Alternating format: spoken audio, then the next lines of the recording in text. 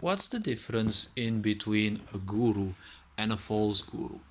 See, some people expected me to simply fall when it comes to this question, but I told them, see, you're expecting a very difficult answer. I said, well, the answer is very easy.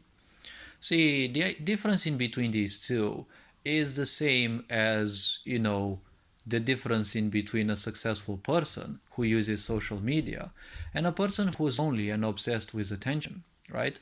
Like e-thoughts and the such, right? A successful person doesn't waste time taking picture of themselves and making a few bucks out of selling sexy videos on Instagram, OnlyFans, and the such. A successful person builds businesses and they make millions out of that.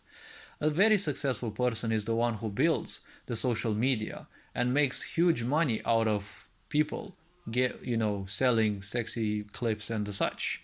And they get overjoyed when they get a few subscribers that pay them, I don't know, 200, 300 bucks or so.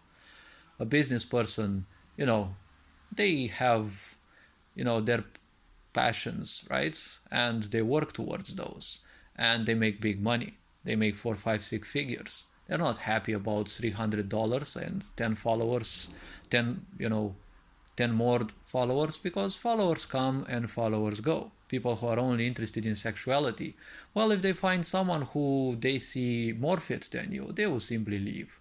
Because people who constantly pay for others, just to see their so-called sexiness, they don't have the money to pay for 100 different people.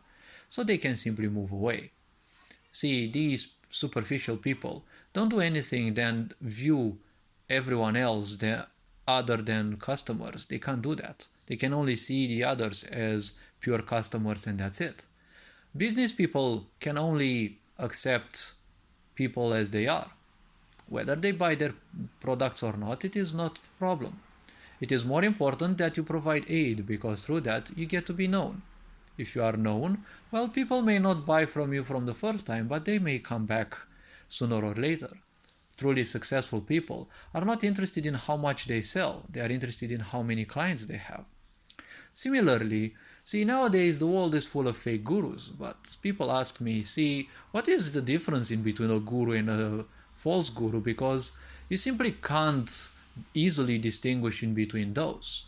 Well, technically you can't easily distinguish, but see, a lot of people nowadays lack patience. You need patience to distinguish in between the two because when they talk on the stage, you may not easily distinguish in between the two types. And especially if you're karmically drawn to a false guru, well, you're definitely gonna be blind to that aspect.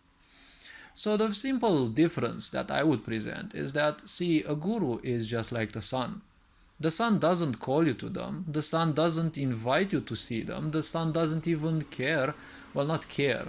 It doesn't bother the sun whether you believe in them or not. It's there, it shines for everyone. Similarly, the guru does the same thing. It is their path to simple liberation, right? Because the sun is in itself a path to liberation. The sick society keeps people sick because you're sitting indoors in a mental and psychological prison. The sun is the life giver, and it is fire energy. It has a certain power of purification. Just bathe in the sun, and you will see that you will feel much different, right? When you are in nature, when you simply enjoy life. When you stay in between the bars of your house, the four walls of your house, or however many it has, see, you're always gonna be weakened because when you are in nature, you are constantly correlating yourself with, communicating with the air, right, with nature itself. New pathogens enter your body and you're making exchanges with the environment that you are part of.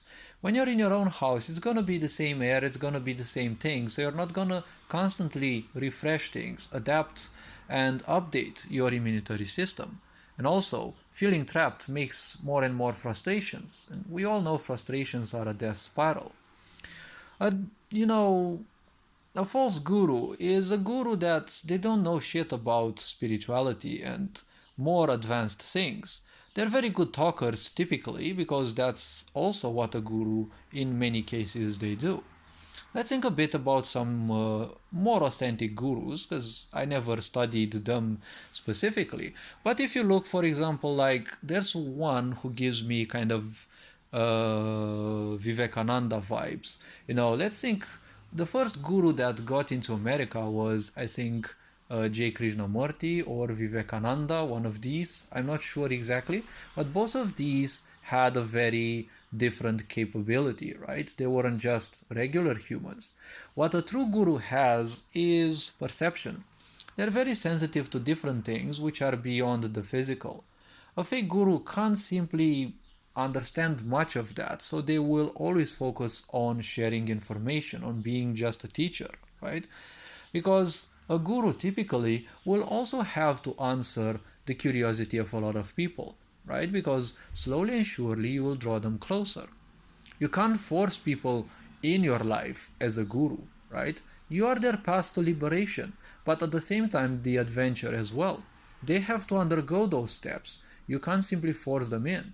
The fake guru will always try to persuade you into something, right? Like pyramid schemes. They will always want you to buy those cheeky meditations of theirs so that you manifest money or whatever. It's just a cheap bullshit lie, because you don't simply manifest money, right? You don't simply manifest money into your life. You can listen to all the manifestation things, all the meditations in the world. You can simply do everything. You're doing nothing else than stagnating, right? You're gonna be in stagnation, and stagnation means you're opposed to change, and that is basically, well, a relative of death.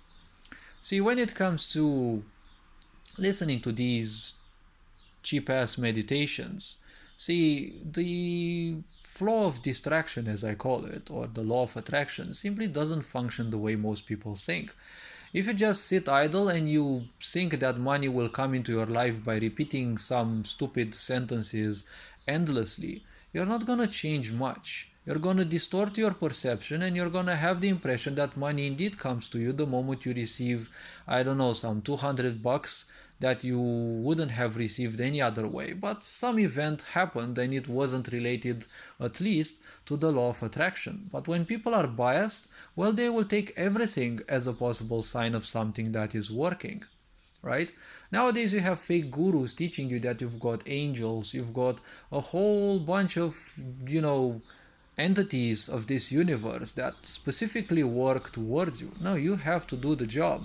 Even if those entities live or not, you are the one living in your body, and your life will not be improved by sitting idle. Meditations will not make you rich, your actions will make you rich. If you want a lot of money, work for people but not work in a job. You have to improve people's lives, and your job doesn't necessarily improve people's jobs, right? The only people that you're improving is those who are in a hierarchy in your company, and those will be always very few people, right? Because your job is technically how some people are, piggy banking you, right? They're paying you the minimal, and they're making 10, 20, 100 times more money out of you through the company. And a job, job as it's called, right, is an acronym for just over broke. When you work in a job, you're always one step away from being sacked, right, from being thrown away. So that is why money won't come through you by having a stupid job. So a fake guru will always try to impose something on you, will always create a cult, will always create something that you must follow, right? And you always must buy their products and never look anywhere else, because that's technically what a fake guru is. They're nothing else but the head of a pyramid scheme or something like that. Because a true guru doesn't need a cult. A cult means a hive mind, right? You're the leader, everyone must be like you. A guru simply can't accept that other people are like them.